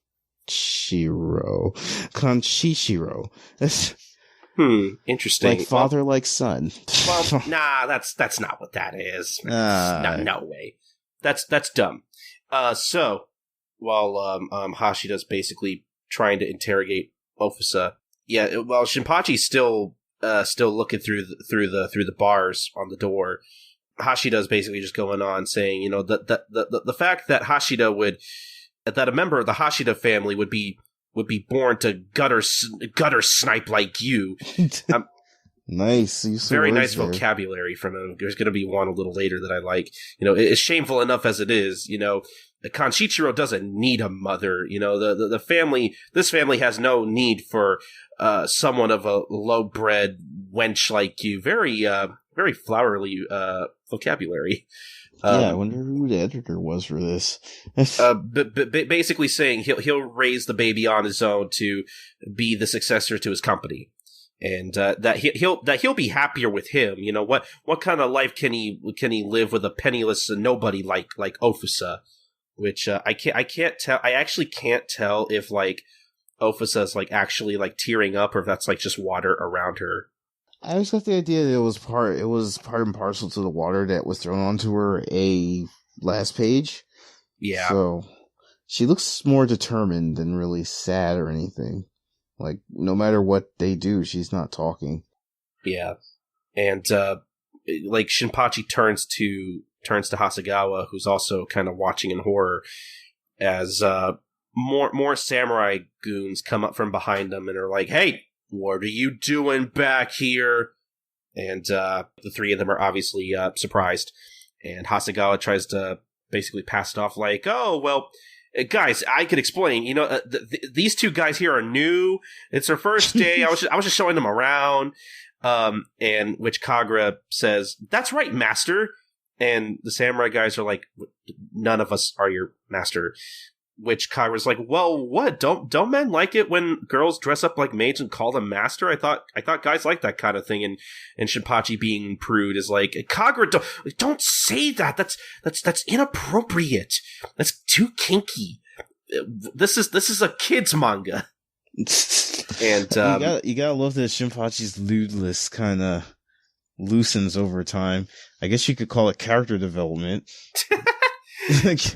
Eventually he just gets to a point where he's just like, "I'll support the songs even if I hate them." So yeah, it's pretty good. But Hasegawa is pretty much just trying to pass them by, like, "Okay, we're just gonna leave now, bye." And Okada is basically coming up and he's like, "Oh, something smells fishy around here, but not really like a fish, more like a rat or a lying spy." He says that he seems to be smelling a lot of odd things today, but right now he's in the mood for the smell of blood and steel. And we get a better shot of Okada here without his hat on, and asks the intruders, "Are you ready to do battle with Nizo the Butcher?" Which is pretty cool design. I like that. I like his character design. Yeah, there was one thing that really stood out about him, and actually this full panel was pretty nice. Yeah, it's got a nice like pompadour going on there, like nice shades and everything. Eyes closed for some reason. I guess we'll find out later. So what about these last two pages? So we're on the last two pages, and we see Viz actually with some pretty good typesetting on this diaper bag. I mean, and that one actually looks like it was there already. So they can do it when they try. Yeah. I'm sure if Josh were here, he'd be like, "No, you're wrong." Oh boy. I'm sorry, continue. So, and the one thing that Sorachi does super well is the callback gag. Oh boy. Yeah, he's all like, Gintoki's trying to change this kid's diaper now, which in and of itself is kind of adorable. And then he's like, "Oh, well, you curve right, huh? Good. Means you'll have a pretty easy life." On the other hand, it's like also kind of weird that Gin out loud is just like, "This baby penis is quite marvelous." Except he doesn't actually say that, but it would be really weird out of context. It really would be. It really would be. And that, again, that's just part of Sorachi's humor. It's like, yeah, this thing that they're saying should be terrible, but it's not.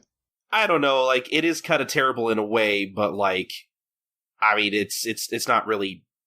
There are worse things out there. Yeah, I mean, there are, but... let me put it this way. Over here in America, one of the most popular animated television shows on the air right now has a baby character who is gay. So, just saying. And possibly wants to have sexual relations with his pet dog. So, well, okay, this went to places I didn't want to go. hey, I'm just saying, like, it's one of the most popular things on TV, one of the most watched things on television. It's very popular, and it's just, I don't know. I think about that kind of stuff sometimes. It's like, wow, sometimes the stuff that, like, people ostracize and then the stuff that's actually popular when you think about it is just kind of weird. Yeah. But I'm sorry, please continue. Yeah, so, I mean, Gintoki changes the baby's diaper. Where did he learn how to do that? I'm not sure. But I suppose that's innate. But anyway, sure. Yeah, Gin gets on the bench beside the baby, and he's like, ah, man, today's really weird. I mean, I had a doctor's appointment I missed, and on top of that, I've been mistaken as a father and a kidnapper, and the day's still, I mean, it's not even noon yet. So, I mean, he's like, and then the baby's like, I was nearly drowned in the lake by some lady I don't even know. And then Gintoki's like, oh, yeah, you've had a tough day too, buddy. Yeah, I guess that's two of us. Well, I mean, there are worse things to happen. I mean, days like this happen. I kind of like this dad Toki moment. Yeah, it's pretty good. And then he gets his stuff ready. He gets I'm not really sure what to call this. A sash? I guess a sash, yeah, a sash. He gets a sash ready. He ties it to himself, and he's complaining the whole time while he does it. He's like, life is hardship, you know? I mean, stuff like this happens to me all the time. And I like the fact that it seems as if he might abandon this kid while he's talking about this. Like, you know what? My life's gone to shit. My life was shit when I met you, and now it's gone to further shit. So I'm getting out of here while the getting's good. But then in the end, we get the big panel where it's Gintoki looking out at the tower that was built yesterday, and and it's like, sake tastes good on a day like today. What a drink after work. And I love how Kanshishiro is like, he's got this expression like, yeah, let's get buzzed. And he gets like, all right, yeah, let's do this. You buying? You buying? I want the baby in the dub to say all of this. I don't even care if it doesn't match the lip flaps. I'm sure people on the internet are gonna have a fucking shit fit over it, but I don't even care. I want the baby at the end of that anime episode to go, yeah, let's get buzzed. I'll buy it. Yeah, he's like, yeah, and then Gintoki's like, yeah, you buying? And baby's like, no, I'm good. Never mind. Nah, I gotta go to work tomorrow. Kids just kind of like, oh, and all the babies that get stuck within the world, they get stuck with the cheap baby. All right, well, I guess we'll go fight some dudes. That's kind of like drinking.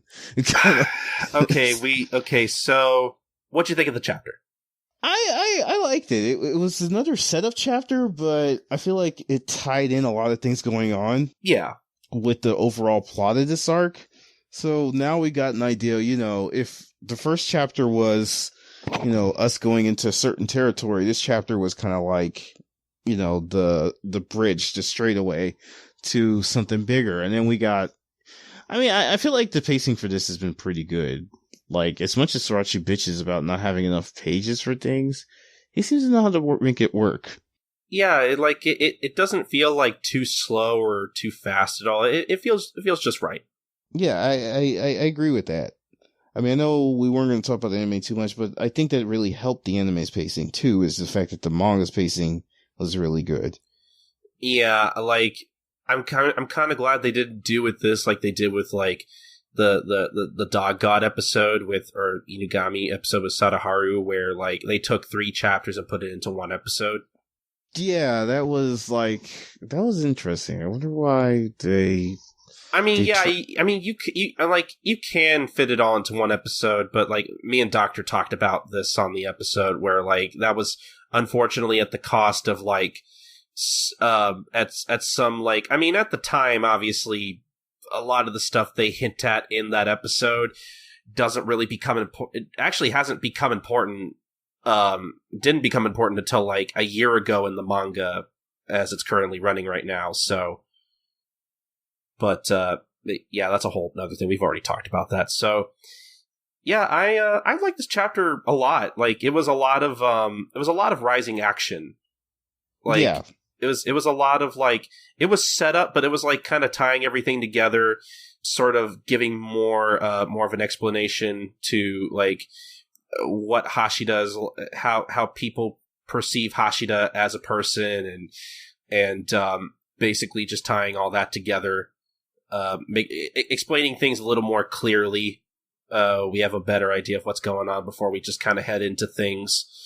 Aside from stuff like Kanchichiro's father, who will not too much of a spoiler, we'll find out next chapter. But other than that, we've pretty much got a pretty good idea of what's going on right now, and we have to basically set up all that before you head into the climax, essentially.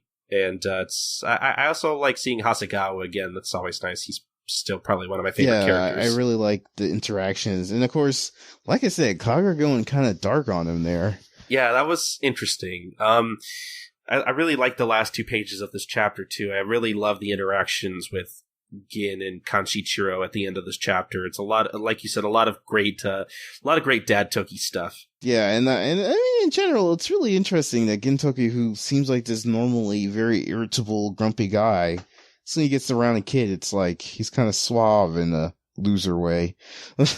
Yeah, he's like really bonding with the baby here. It's really nice. It's really cute. Yeah, it is, and I enjoyed the chapter too. Yeah, overall it was a really good chapter so far. If I can remember how the next 2 chapters go, I think this one's probably my favorite out of the 4 so far. Okay. I just I thought this was just a very well written, very well done chapter in the manga. Yeah. Yeah, I can agree with that. As far as just like a random chapter within a story arc. So yeah, really good. I liked it, and I think we can move on to the next one.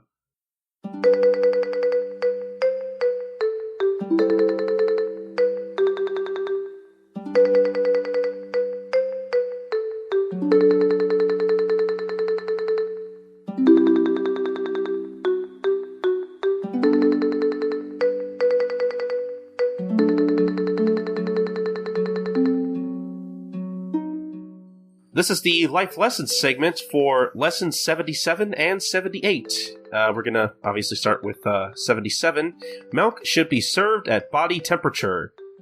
And I think this is like this and the other one are kind of a Srirachi-ism. Like, it's just kind of, well, I'm not sure if that's the right way to describe it. Like, they're basically just Srirachi being like, hey, here's some advice. And that's it. Yeah, I mean, essentially that's what it is. It's not the kind of thing, I mean, I guess this one's sort of practical? I mean, it is if you're a parent. Yeah. Which neither of us are. Right, so it's practical to a certain person, certain people. I mean, it's kind of... I mean, you could do it theoretically, and it wouldn't... I mean, if you have a child, that's what you should do. Yeah. I can imagine Srirachi just hearing this maybe as a kid from his parents or something. Now, Hideaki-kun, when you have a child, you have to serve the milk, to room temperature, and little Hideaki being like, I don't care. I want to go read Go-Go 13. And then, like, when he's in Manga Artist and does this arc, and he's like, oh yeah, I remember my mom telling me that. Use it as a title. Yeah, that sounds like something Srirachi would say as a kid, though. It's like, I don't care. But yeah, it's pretty just general advice. Like, there's no real. Well, I'm gonna say there's no real deep meaning, but I'm sure like somebody out there is gonna be like, no, you're wrong. Actually, the milk represents this feeling of paternity that doesn't exist in I don't know. I'm just making up shit now. I'm pretty tired. So yeah, it's just general Srirachi advice. Just it relates to the situation pretty straightforwardly, in where that the Otose gang, as I'm going to call them, needs milk, and they give milk to the baby, and that's about as far as that goes. So, does the chapter title make sense? Yeah. I guess I would say so. Yeah, I mean, because it is good parenting. I mean, good parenting advice, honestly. Yeah. So, I mean, it makes sense, and it's actually applicable to real life, which you don't get much in Gintama titles. Oh no, I take that back. I mean, a lot of them are really. It's just they're very, very specific. Like one of my favorite ones is people who make first impressions usually suck. People who make good first impressions usually suck. I'd say this makes sense. Yeah. But that chapter title makes sense. So, on to lesson 78. The maid saw everything, which I don't think it obviously isn't really like Sorachi advice, more so like I read this chapter title and it got me thinking, like, because that's kind of a trope and cliche in some media, you know, where like you have this like rich family or this huge corporation, and like there's a lot of like shady shit going on, like I don't know, the father of a rich family has an affair with another person, and maybe the maid accidentally walks in and is like, oh no, you're having an affair. I don't know. I don't know. It's just like, I feel like it's the kind of thing I've seen referenced in other media, but I've never seen anything where like that's actually a part of the story or plot. You know what I mean? Yeah. I mean, my opinion on this one is I kind of just think it's like, because it feels like that's a trope in like Japanese dramas, I guess. That's what I thought too. Because like there's even an episode of the anime where like Katsura is actively like in disguise and living out this role as the maid who like can't stop eavesdropping. Exactly, and then there's the whole thing with the love choice arc, where it's like Pinko is a maid. Oh yeah, that's right. And she's also in that kind of role too. So I just kind of think that Sorachi just kind of picked that. If anything, it's kind of like a role reversal for the butler did it. Yeah, that's what I thought too. The butler did it. The maid saw it. So, and you have like, and that makes actually a perfect murder mystery. The butler did it, and the maid saw it. So, I mean, that's how I thought of it, and I kind of like that it's just like a pop culture reference. It's not really advice. It's a Sorachi's. It's more, rather than being Sorachi advice, it's a Sorachi observation. It's a reference to a cliche, which ironically enough gets lived out in the chapter where like Shinpachi and Kagura are both in disguise as maids. Kagura being the more traditional looking maid. And Shinpachi sees Hashida interrogating Ofusa and is basically living out that cliche of the maid that saw everything and gets caught. So that's about as far as that chapter title goes as well, unfortunately. Yeah. So I don't even need to ask. Chapter title makes sense. So unfortunately, there's not a lot to say about either of these two chapter titles. Not very. Not a lot to chew on this time around, but you know, if you guys have any thoughts on if somehow you could come up with some kind of philosophical deep meaning for either of these two, then send them on over. Send over your thoughts to gintalifelessons@gmail.com. Or maybe you have some thoughts on a few past chapter titles we've covered on the show, or any chapter titles in the future we have yet to cover.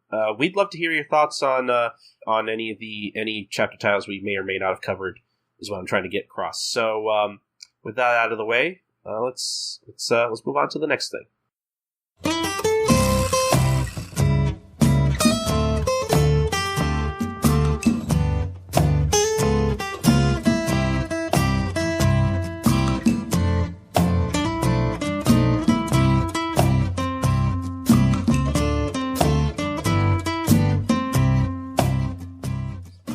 And that's going to do it for the show.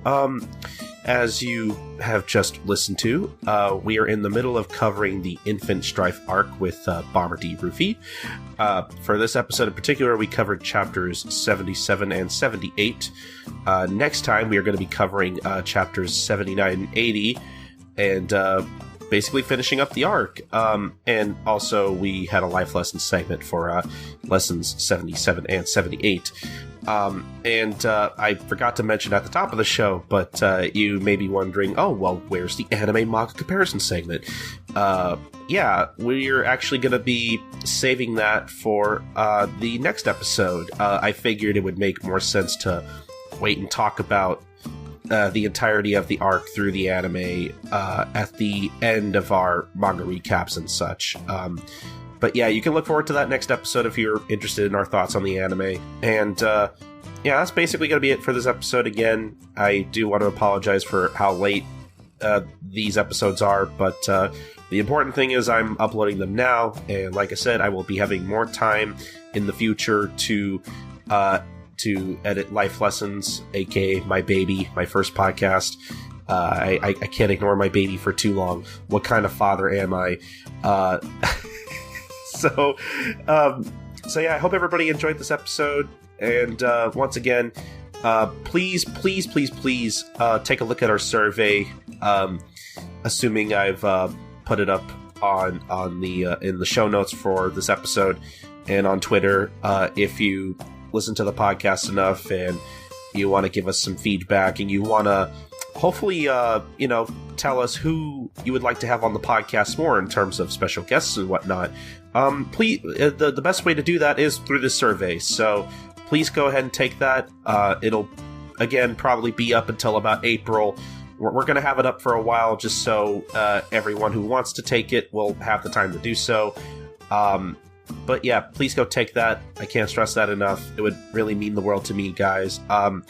But I guess we should just plug some of our stuff real quick before we head out. If you really like listening to Bomber, you can actually follow him on Twitter at Kirobon. That's Kiirobon, Kirobon. And actually, at the time I'm putting this episode up, well, I guess I should say when we recorded this episode, Bomber used to do this really cool thing on his Twitter account called the Shonen Sunday Talkbacks, which, for those of you who don't know, Bomber is a huge fan of the weekly shonen anthology magazine known as Weekly Shonen Sunday. Basically the magazine that runs series such as Detective Conan / Case Closed, and Magi. I have no idea how to pronounce that to this day.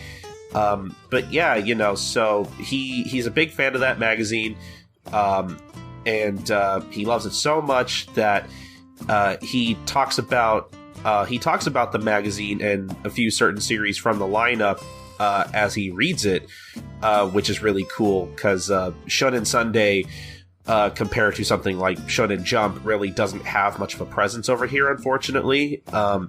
And he's kind of doing he's basically doing God's work in trying to get the magazine out there and basically telling everybody about what the lineup's like and what are some of his favorite series in there. Some that he even translates himself. So he used to do that on his Twitter account. But since we've recorded the show, he's actually started an entire blog dedicated to talking about Weekly Shonen Sunday. And you can find that at wsstalkback.blogspot.com. Please go visit that if you're a fan of Shonen Sunday and want to hear people, or I guess read people talk about it. In this case, Bomber is very passionate about this. He is he's really putting his all into recapping Shonen Sunday week to week. And he loves doing it, and I love reading the blog. It's very informative as someone who, again, doesn't read Shonen Sunday because not a lot of its series are really legally available at all, or even well, I guess I can't say not translated. I'm sure some of them are translated, but it basically you know, Shonen Sunday doesn't get a lot of attention, and he's really doing his best to kind of fix that. So again, that's wsstalkback.blogspot.com. So please go check that out, along with giving him a follow on Twitter if you just like listening to Bomber and maybe want to hear more of his opinions. Some may be more controversial than others, but we'll get to that when we get to that sometime this year. But yeah, so as for me, if you want to follow me, you can follow me at SniperKing323. That's SNIPERKING323. I don't talk about anything nearly as interesting. I'll talk about whatever anime I'm watching or try to live tweet whatever manga I'm reading if anyone is interested. But I also do other podcasts along with this one. I mentioned Detective Conan earlier. I actually do a podcast with my good friend and frequent guest doctor from the Ass Backwards Anime podcast called One Podcast Prevails, where we kind of like this show talk about the Detective Conan / Case Closed manga as Viz actually continues to translate that title from the very beginning. And we recently just got to a pretty interesting story arc as far as that's concerned. So go listen to that if you're a fan of Detective Conan, or maybe I don't know, maybe you need some convincing. And maybe you just started reading it and you want some kind of companion piece, kind of like what I'm doing with this show. Go listen to that. That's onepodcastprevails.wordpress.com. And go listen to the podcast that kind of kept me from editing this one, Manga Mavericks at allcomic.com. And to be fair, I really do love recording Manga Mavericks. It's good for me to have a place to talk about just manga in general. I record that and release it every other week with my friend Sid, otherwise known as Lam Ramayasha on Twitter.